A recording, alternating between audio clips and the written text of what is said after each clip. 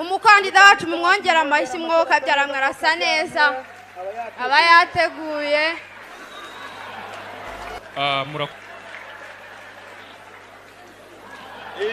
murakoze. Hari abashitsi baturutse mu nzego zigiye zitandukanye, mbona gusuhuza abanyacyubahiro mwese muri hano. Mbere na mbere ndasuhuza umunyacyubahiro utabashije kuboneka hano, nta wundi ni nyakubahwa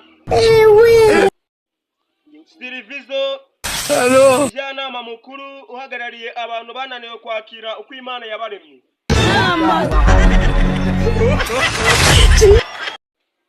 Mbona kwakira Minisitiri Chris Easy uhagarariye abahanzi bafite amasura akundwa n'abakozi bo mu rugo. Soza kwakira umunyacyubahiro we ari hano ndamubona, ni Senateri Nyambo uhagarariye abakobwa beza mu gihugu bateretwa n'abasore b'inzanga.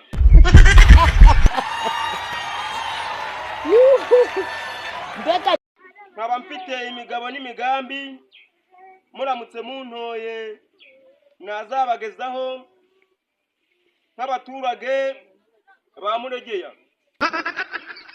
Abaturage ba Muregeya mugire guca, muri bake murakabura inka, gusa nimungirira icyizere mfite imigabo n'imigambi nzabagezaho nka Perezida One Pirate twabanye muri manda ishize. Icyo nabagezaho cya mbere, murabona ko nsa neza. Abaturage ba Muregeya nimurabuka mungira icyizere mukantora, icya mbere nzakora nzabereka inda ya Nsabi ku mugaragaro. Yesu we, inda yambaye.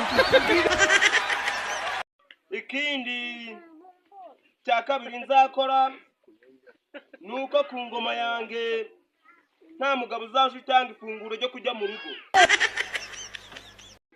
Ikindi cya gatatu nzakora nuko abasore bose bafite imyaka zirenze 30 batari bazana abagore bazaza bakora imirimo nsimbura gifungo.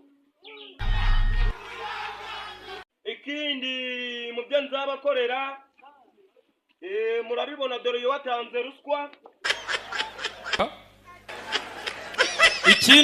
Ikindi kintu mu byo nzabakorera, kuri manda yange Primus izaje ihabwa abana nk'ikinyobwa mfasha bere. Yesu we, inda yambaye.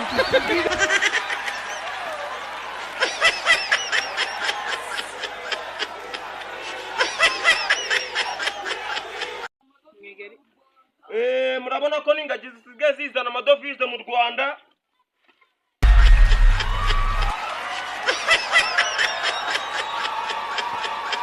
DJ oho mumbabarire nibagiye ko ndi perezida.